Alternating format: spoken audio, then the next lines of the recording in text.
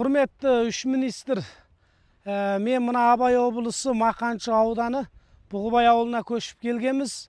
Көші-қон Арнаулы районына келгеміз, шекара район. Мына қазір біз келгеннен кейін ауылдағы үйдер, көне үйдер, 60-70 жылдың үйдері бағасын өте жоғары дәреже қылып алған. 5 миллион, 6 миллион, 3 миллион ең құлағай тұрған үйдер. Сол себепті біз әкімшілікке өтініш қылып, өзіміз үй салып алсақ, орын белгілеп берген болсаңыздар деп осындай орынды алғамыз. Оны өз қаржымызбенен келетін семьялар, тегістетіп кеп алған семьялар осыны тегістетіп болып, міне бастап тағанын қатырып үй тұрғызғай жатырмыз.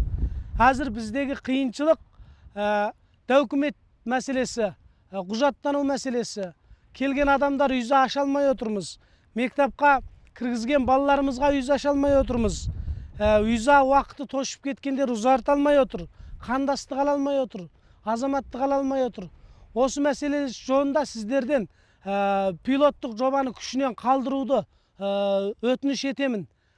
Біз осындай еңбекті сіңіріп, осыған ақшамызды төгіп, мына үйді тұрғызып алғанда, біз азаматтық ала алмасақ, қандастық ала алмасақ, үйзамыз ашылмаса, біз мынау бір құмға құйған су оқшашқана нәтижесі болғай тұр. Сондықтан сіздерден ауылды құртпау үшін, ауылдың мектебін сақтап қалу үшін пилоттық жобаны күшінен қалдыруды сұраймын.